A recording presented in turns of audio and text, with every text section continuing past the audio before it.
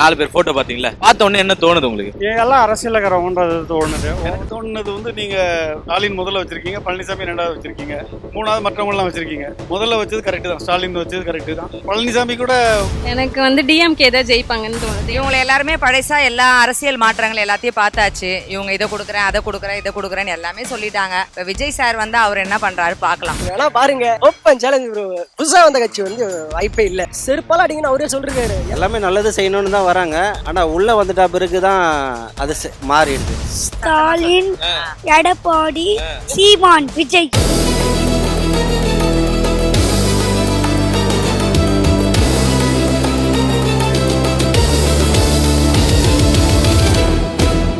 அண்ணே 4 பேர் போட்டோ பாத்தீங்களா? பார்த்த உடனே என்ன தோணுது உங்களுக்கு?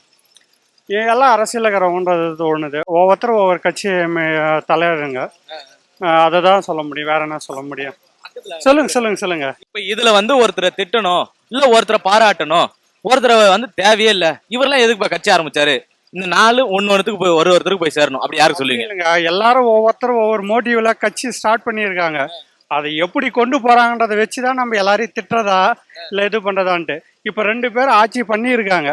ஆட்சி பண்றவங்கள வச்சு வேணா நம்ம சொல்லலாம், இவங்க சில திட்டங்கள் நல்லா செஞ்சிருக்காங்க, சிலது செயலன்றதை நம்ம சொல்ல முடியும்.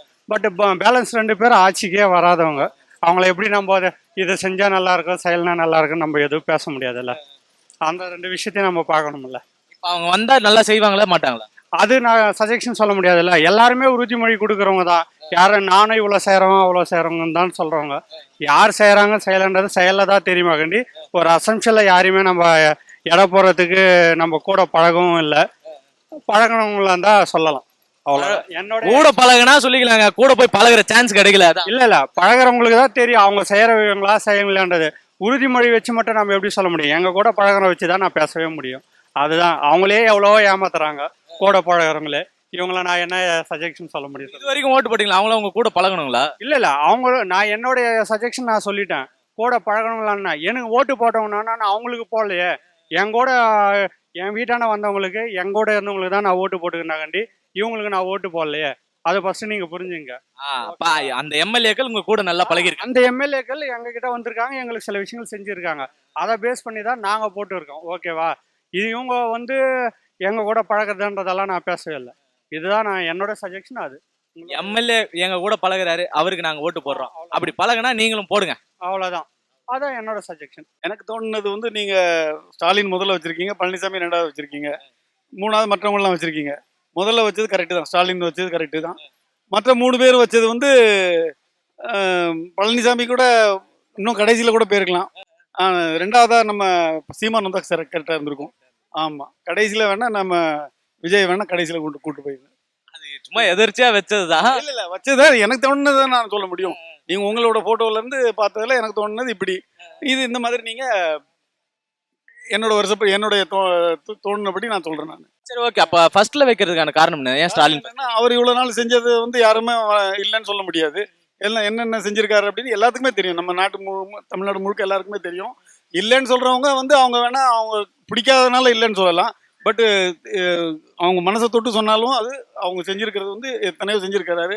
அந்த செஞ்சதுனால தான் நான் சொல்கிறேன் அவர் வந்து திரும்பவும் அவரே வந்தால் நல்லாயிருக்கும் அப்படின்னு. எனக்கு வந்து டிஎம்கே தான் ஜெயிப்பாங்கன்னு தோணுது. ஏன்னா நிறைய ஃபெசிலிட்டிஸ் பண்ணி தராங்க. என்னன்னா ஃப்ரீ பஸ் விடுறாங்க, 1000 ரூபாய் பணம் போடுறாங்க, கொஞ்சம் நல்லா இது பண்ணுறாங்க. ஆனா அவரை காலி பண்றது தானே விஜயே வந்திருக்காரு. அவரோட இடத்த வந்து யாரும் இது பண்ண முடியாது. காலி பண்ணலாம்னு நினைக்கலாம், பட் இது பண்ண முடியாது. அதுக்கான வாய்ப்பே இல்லை. வாய்ப்பு இருக்கு, கொஞ்ச நாள் ஆகணும். இப்பதானே புதுசா வந்திருக்காங்க, கொஞ்சம் இயர் அப்படி ஆகணும். இப்பதானே வந்திருக்கீங்க, அதுக்குள்ள என்ன அவசரம்ன்றீங்க? ஆமா. சரி, இப்ப இந்த 4 பேர்ல ஒருத்தர் மட்டும் அரசியலுக்கு வந்தே இருக்க தேவையில்லாம இவர் வந்துட்டாரு அப்படின்னா யாரை சொல்லுவீங்க? அப்படிலாம் இல்லை, எல்லாரும் வரணும் தான் நினைப்பாங்க. இவங்க எல்லாருமே படைசா எல்லா அரசியல் மாற்றங்கள் எல்லாத்தையும் பார்த்தாச்சு. இவங்க இதை கொடுக்குறேன் அதை கொடுக்குறேன் இதை கொடுக்குறேன்னு எல்லாமே சொல்லிட்டாங்க. இப்போ விஜய் சார் வந்து அவர் என்ன பண்றாரு பார்க்கலாம். அவரும் 6 சிலிண்டர் தரேன், தங்கம் தரேன் தான் சொல்லியிருக்காரு. கொஞ்சம் புதுசா பார்க்கலாம் எப்படி இருக்குன்ட்டு. புதுசா பார்க்கணும், தங்கம் புதுசா இருக்கான்னு பார்க்கணும். சரிங்கக்கா, அப்ப இடையில ஒரு ஆள் சீமானு அவரு வரவே இல்லையே இன்னும். பார்க்கலாம். அவர் எங்க இளைஞர்களை வந்து மாடு மேய்ங்கன்றாரு. எப்படி இளைஞர்கள், இந்த காலத்து இளைஞர்கள் எப்படி மாடு மேய்ப்பாங்க?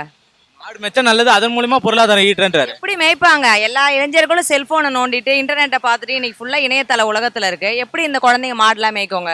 அதானே செல்போன் பாத்துன்னு இருக்காங்க, ரீல்ஸ் பாக்குறதுக்கே டைம் இல்ல அவங்களுக்கு. அவங்க எப்படி மாடு மேய்ப்பாங்க? அண்ணன் இது சரியில்லைண்ணே.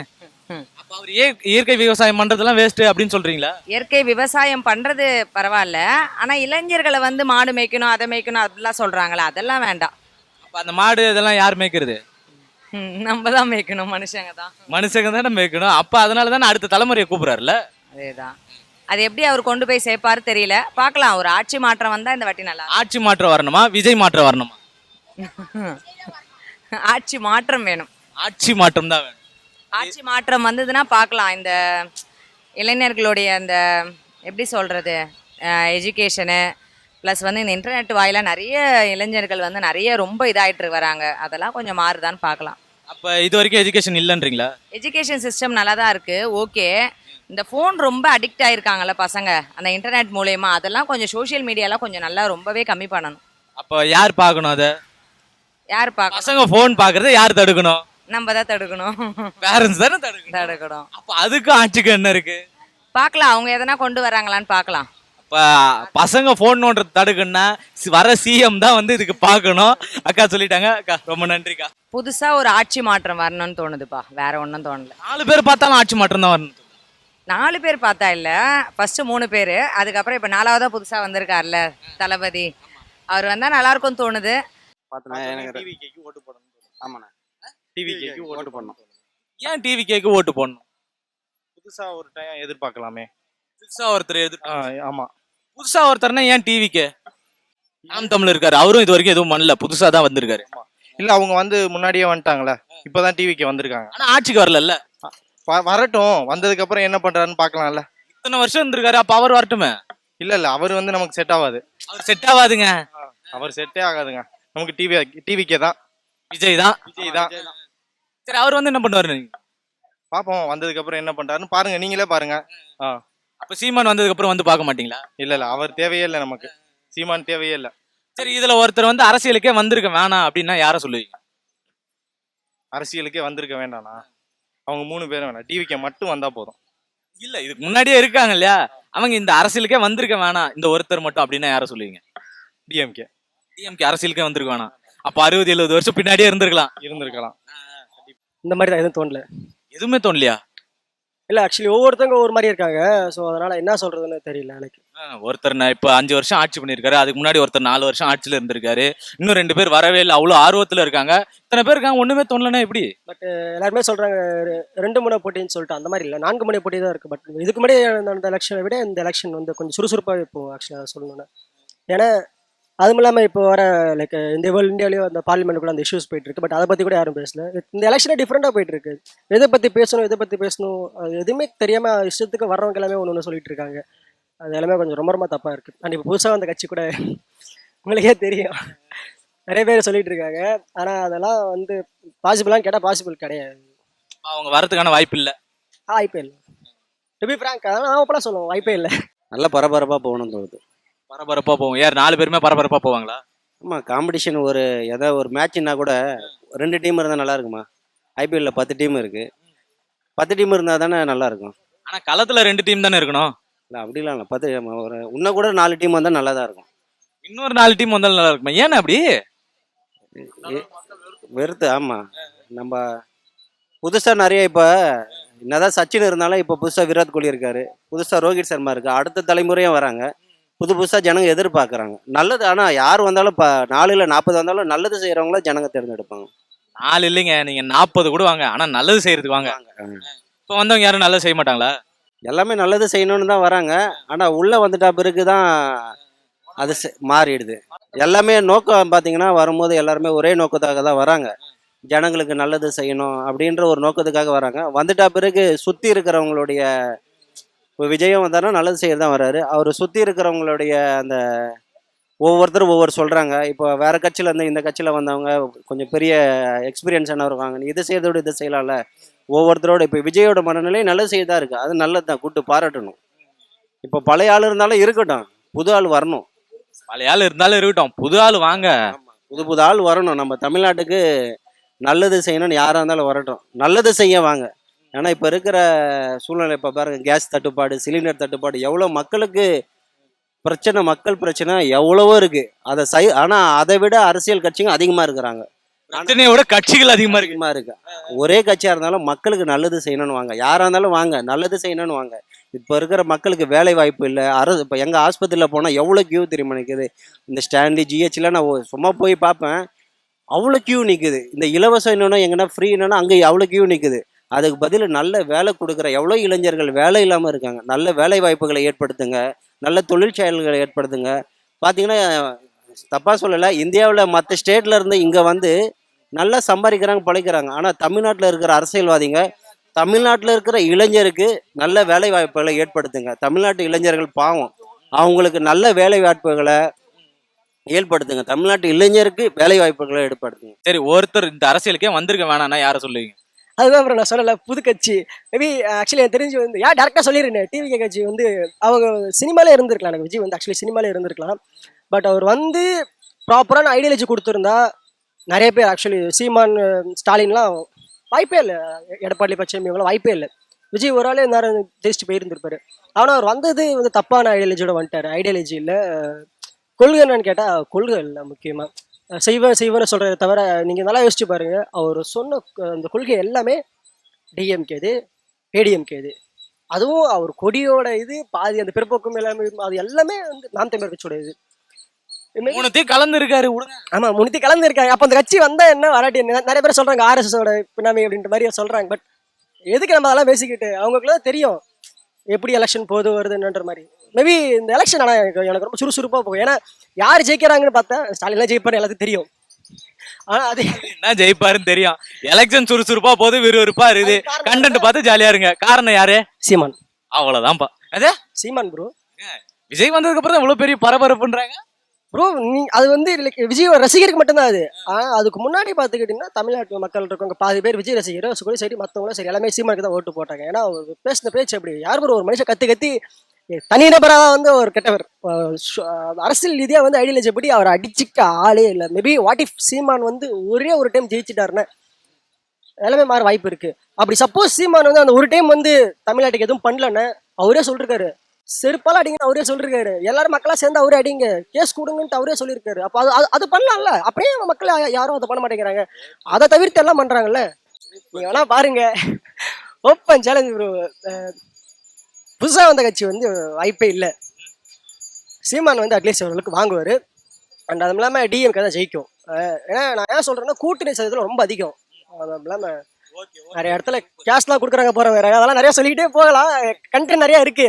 கண்டென்ட் நிறைய இருக்குங்க, எங்களுக்கு டைம் தாங்க இல்ல. அதனால நான் இன்று போய் நாளே வருகிறேன். நன்றி, வணக்கம். தப்பா பேசியிருந்தா மன்னிச்சுக்கங்க, என்னை போட்டு ட்ரோல் பண்ண வேணாம். இல்லை, யாரும் அப்படிலாம் சொல்ல முடியாது. எல்லாரும் ஒவ்வொரு இலக்கு, ஒவ்வொரு நோக்கத்தை வச்சு தான் வராங்க. அவங்க பார்த்தீங்கன்னா அவங்களுக்கு நல்லா படிச்சிருக்காங்க. சீமான் எடுத்தால் நல்லா படிச்சிருக்காரு, அவரை போல படித்த யாரும் இல்லை. இப்போ விஜயை பார்த்தீங்கன்னா சினிமாவில் கொடி கட்டி பறக்கிறாரு. ஆனால் என்ன நோக்கம் பூர்த்தி செய்ய முடியல. அரசியலில் ஒவ்வொரு தலைவர் இருந்தாலும் அவங்களுடைய இலக்குகளை நோக்கங்களையும் பூர்த்தி செய்ய முடியல. அதனால பூர்த்தி செய்யணும்னு வராங்க. ஆனால் எல்லாரும் வரணும் தான். இன்னும் 4 அரசியல் கட்சியோ 4 தலைவர்களோ வந்தாலும் நல்லது தான். ஆனால் வந்துட்டு நல்லது செய்யுங்க. நீங்கள் என்ன நோக்கத்துக்காக வரீங்களோ கடைசி வரையும் அதை விட்டு விடாதீங்க. அந்த நோக்கத்தை நிறைவேற்றுங்க. அவள் தாங்க கரெக்ட். இதுக்கு மேல யாரெல்லாம் தோணுதோ எல்லாருமே வாங்க. நீங்க போய் கட்சிக்கு என்ன பேர் வைக்கலான்றது யோசிக்கவும் ஆரம்பிச்சிருங்க. ஆமா, ஓகேண்ணா, ரொம்ப நன்றிண்ணே. சரி, சீமான் ரெண்டாவதுக்கான காரணம்?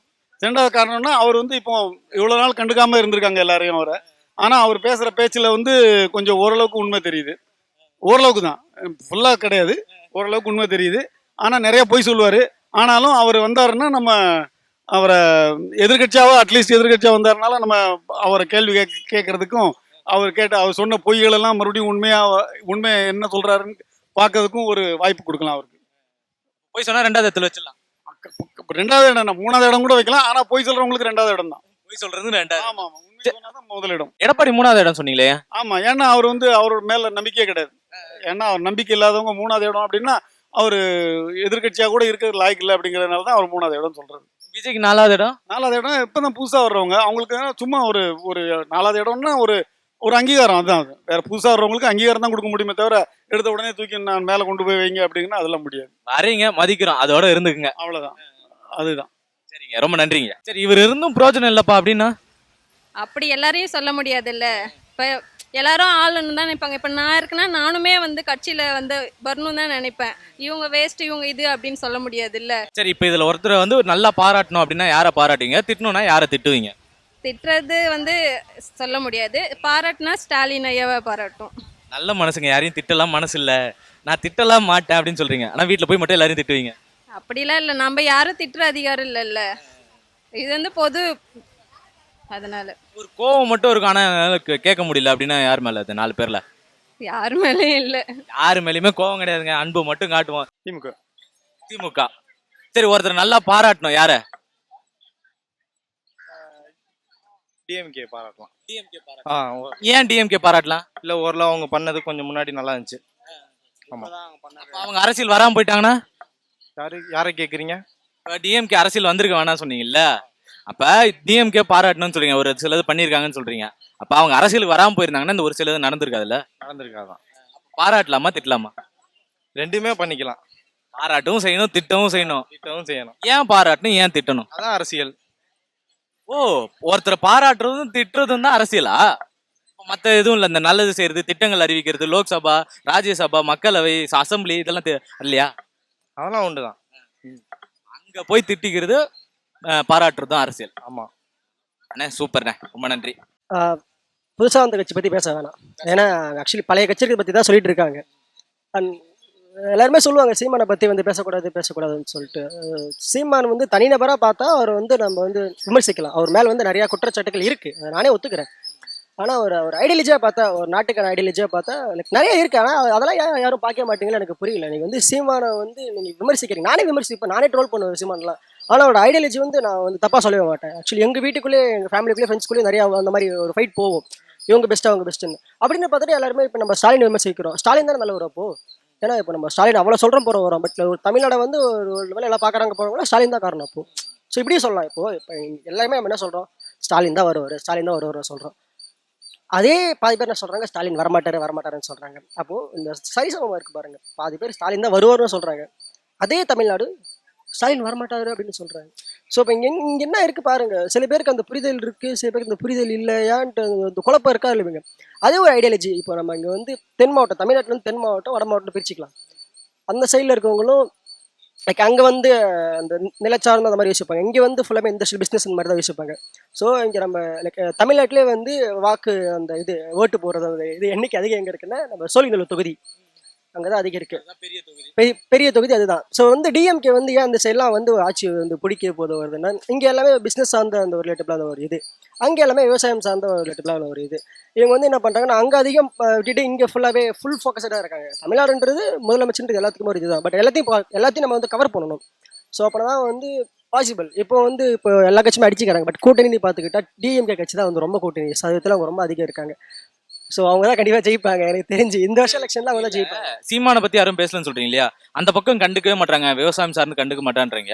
அப்ப ஏன் அந்த விவசாயம் சார்ந்து இருக்கிற யாரும் சீமானை தேர்ந்தெடுக்கல? ப்ரோ அதான் ப்ரோ, இப்போ நீங்கள் பார்த்தீங்களே, இப்போ சீமான் வந்து கிட்டத்தட்ட 15 வருஷமா எவ்வளோ இருந்திருக்காரு. அப்படி இருந்து தான் அவர் தனியாக இருந்து தானே 8% வாக்கு வாங்கியிருக்காரு. அவர் ஒன்றும் கூட்டணி இருந்து வாங்கலையே. மேபி அவர் கூட்டணியாக இருந்து வாங்கியிருந்தானே என்ன சொல்லியிருப்பாங்க, கூட்டணி இருந்து வாங்கினாண்டா இவனுக்கு என்னடா பேச்சுன்னு சொல்லியிருப்பாங்க. தனியாக இருந்து வாங்கினால இவர் தனியாக போக மாட்டேறாரு, யாரும் கூட்டணி கூட்டி போக மாட்டேங்கிறாங்க அப்படின்னு சொல்லுவாங்க. மக்களை வந்து நம்ம தப்பு சொல்லி தான் ப்ரோ ஆகணும். என்ன பண்ணலாமே ஒருத்தர் நல்லது பண்ணுறேன்னா யாருக்குமே பிடிக்காது. அதுதான் வந்து. சரி, அப்ப நான் ஒண்ணு கேட்கிறேன், என்னன்னா 2 இதுவா பிரிச்சுக்கிறீங்கல்ல, 2 இதுவா பிரிச்சுக்கிறதுல விவசாயம் சார்ந்து ஒன்று சொன்னீங்க, இண்டஸ்ட்ரியல் சார்ந்து ஒன்று சொன்னீங்க, பிசினஸ் இதெல்லாம் சார்ந்து. விவசாயம் சார்ந்ததுல ஒரு தொகுதி கூடவா சீமானால வர முடியல?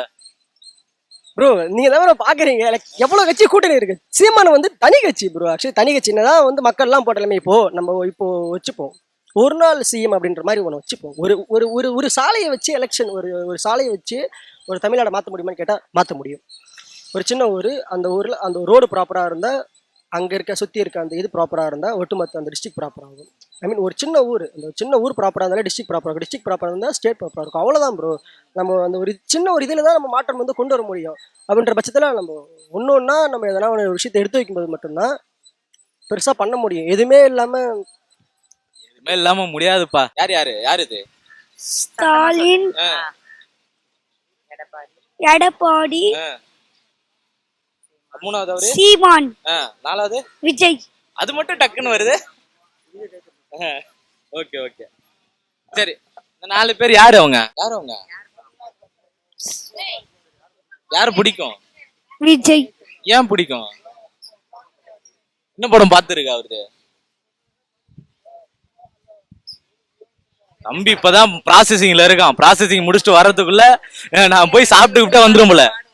பாட்டுலாம் பாடுவீங்க நீங்க? என்ன பாட்டு பாடுவீங்க? விஜய் பாட்டு வந்திருக்கு, பாடு பாடு. வெக்கப்படுறாப்பா குழந்தை. வெக்கப்படாத. அதே மாதிரி 2 பேரும் ஒயிட் கலரு ரீச் போகும்போது சாக்லேட் வாங்கி தரணும். விஜய் ரவுடி. விஜய் ரவுடியா? எப்பத்துல இருந்துடா? அவர் நடிகர் தான்டா. நடிகர் அரசியல்வாதி தானே, ரவுடின்ற. வா வா கமான். யூடியூப் சேனல் வச்சிருக்கியா நீ? சாய் சரண் விளாக்ஸா? இப்போ ரொம்ப சிரிக்கிறான். உங்க சேனல் பேர் சொன்னா மட்டும் சிரிக்கிறல்ல, எங்க சேனலை வளர்த்து வரதுக்கு எதனா பேசுறான். ஏதாச்சும் பேசுறா. பேசுறீ. விஜய் வந்து தலப்பா கட்டிருப்பாரு.